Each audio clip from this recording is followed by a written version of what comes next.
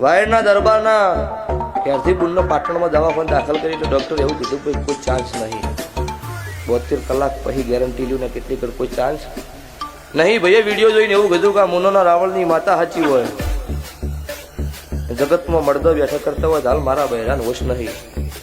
ડૉક્ટરે ચોખ્ખી ના જ પાડી દીધી છે. પણ ઓનો કોઈ ન થાય, હાજી થઈ જાય ને ઘેર આવે એટલે વાયડથી દંડ બૂટ કરતા પહોંચતો જમી માપતા માપતા મુના જઈ. એ ભાઈએ આવું માનો રાતના વિડીયો જોઈને મને માતા મને કાળુની મેલડી હોમાં મુનો હોમાં હાથ જોડ્યા છે બાવળું દવાખાનાથી. એટલે એથી મંદિરમાંથી ઉપડી એટલે એ ભાઈના હારા બહાર જઈ કે તારા વેવાઈને ફોન કર, હું મુનાના રાવણની માતા છું અને પાટણ હોસ્પિટલ જ સીડીએ ચડવું છું. અને મને એવું કહેજો કે આ બોન કાલ હોતના 5:30 વાગશે ફોનમાં આવશે. પણ દવાખાનાથી ડૉક્ટર રજા હાલે એટલે મન મેલડીને ટવકો કરીને સીડી નેતા ઉતરજો, નકર હું માતા મેલડી દવાખાને ઊભી રહ્યો અને મન લેવાય મને પાછું પાટણ આવવું પડશે.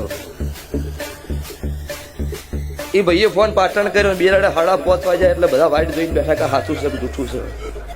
5:20 છે ડૉક્ટરે કીધું પતી ગયું છે ભાઈ, હવે કોઈ વેત આવશે નહીં, હવે કોઈ દવા કાર્ય નહીં લાગે, મળશો આજે છે બુને જીવો છે. એટલે બધા નેતા ઉતરી જાય. એ બુનનો જે હારો હતો એ લમણે હાથ મેળવીને ટેબલ ઉપર બેઠો. એક્ઝેક્ટ 5:30 છે ને એટલે કમ્પાઉન્ડર ઉડીને આવ્યો, ભાઈ બુનનો ફોન આવી. એટલે એ બુનનો હારો હતો એ પાસે જઈને કીધું જે કોઈ નામ હતું એ લઈને બોલ્યો હશે બવળ. એ હારો એટલે એની દીકરી ગણી છે તાર ટવકો કર્યો છે, છોકરાની વહુ રીતે નહીં પણ દીકરી ગણી હોય તો જ ટવકો કર્યો હોય. તારી બુન એવું બોલી કે મારા વોશિંગે કોક બહેરું ઊભું છે, તારી ભાઈને પાટણ હોસ્પિટલમાં વહુ આવ્યા ભાઈ મારા મેલડી નામના આવ્યા હોય છે બવાળું.